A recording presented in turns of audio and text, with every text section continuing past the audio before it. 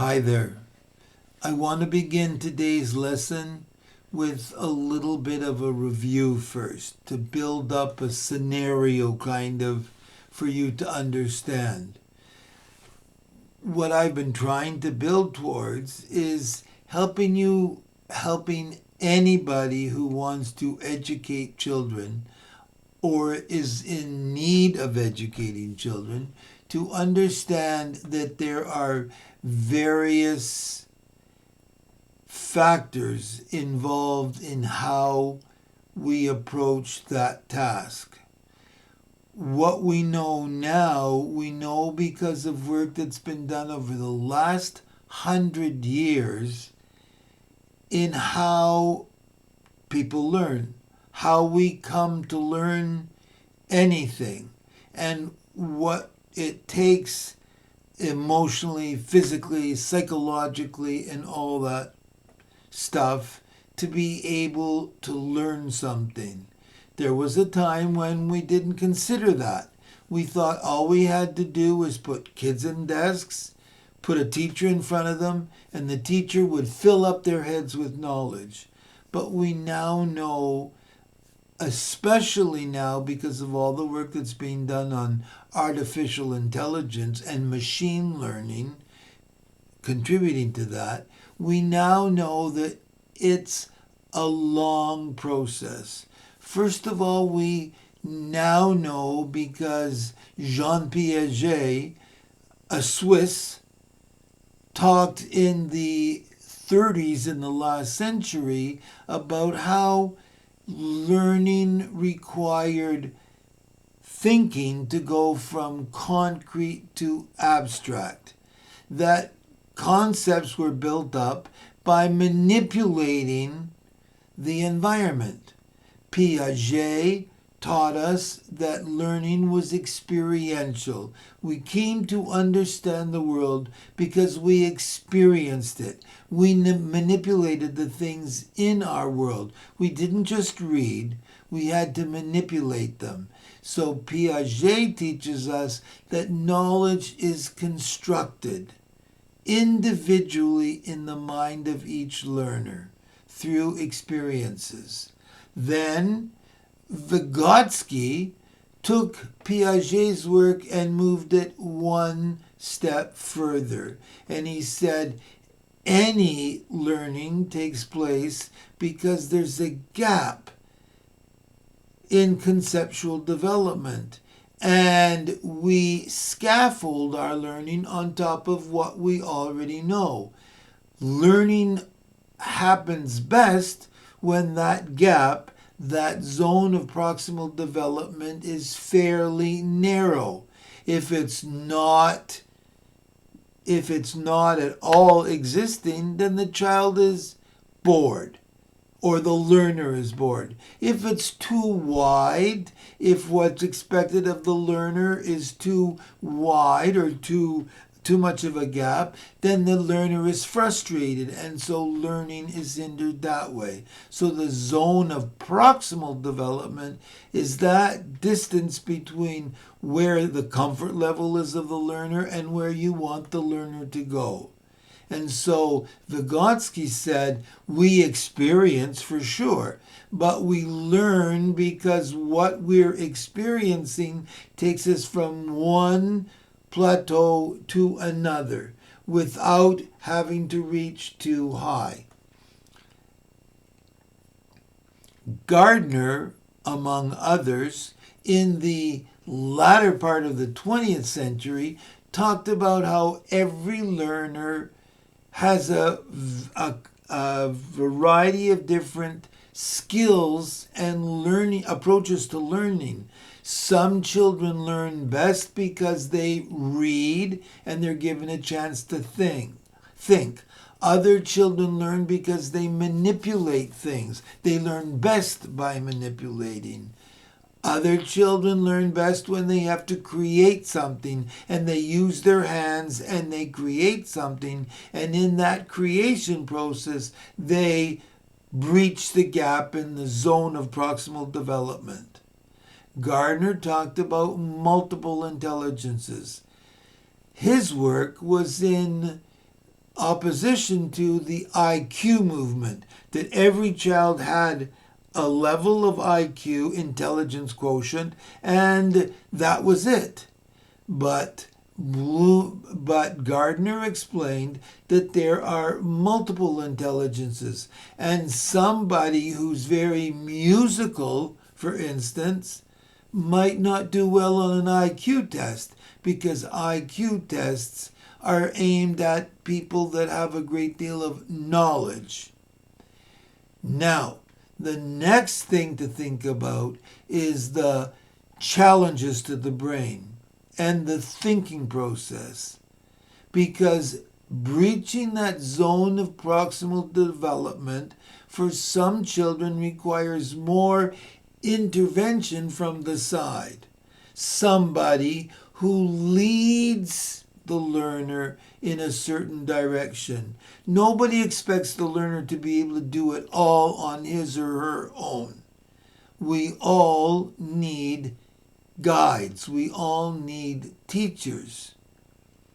And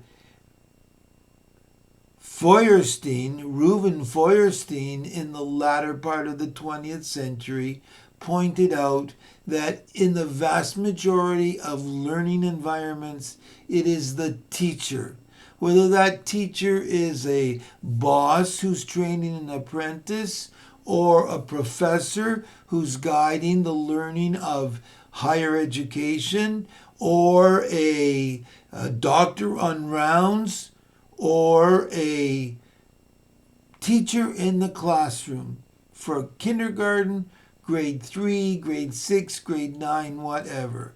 Feuerstein pointed out the teacher's role in guiding the learning. It's because of Feuerstein that we now understand that our role is no longer to fill up empty vessels with knowledge, but to guide our students from one level on the scaffold of abilities and knowledge and skills to the next level, wherever that might exist. Our role is to be the guide on the side. But how do we do that? Just how do we go about guiding students? What do you think? That's a question I just asked you. And that's how we guide students. We cause students to think about what they're experiencing. We cause students to ponder what it is that's happening and why it's happening and where it's leading to. The concept of thinking skills was advanced best by Bloom.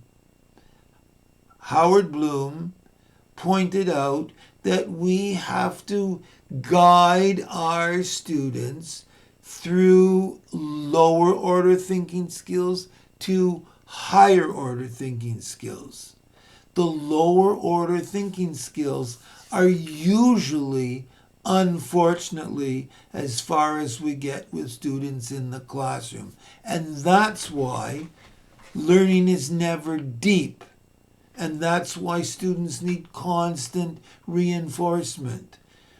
The lowest of the thinking skills is knowledge. If I read a book to a student, a picture book to a grade 2 or grade 3 student, I want to begin by asking them knowledge questions. What color was the dog? Where did the cat go to? Why was the bull so mad? Why did the boy cry? There are certain questions that we ask in order to get to knowledge. What? Who? The next step is comprehension. Why did something happen? Why did the water turn to steam? Why do you think the ice melted? Why do you think one magnet is heavier than another magnet? Why do you think one fabric releases dye and another fabric doesn't? Why does one bubble that we blow last and fly away and another one not? The next step in Bloom's taxonomy is to ask how you, the learner, relate to what we're experiencing. So if you're weighing two things, you ask the student to try to categorize. What other things do you think weigh more than what we just weighed? And what things do you think weigh less? Why do you think some things weigh more? And why do some things weigh less? Why did the boy choose this path instead of the next path? The question why is obviously a comprehension question, but then application forces the learner, the listener, the speaker to categorize the experiences. If you give a child 2 empty plastic containers and you ask the child which container is bigger, why do you think one container is bigger than the other? Which container do you think will hold the most sand or the most water? Is the container that's wider, does it hold more than the container that's taller? And so on. And you're leading the child to go from knowledge to comprehension to application, leading the thinker, leading the student to take the experience and put it into that zone of proximal development, to categorize it.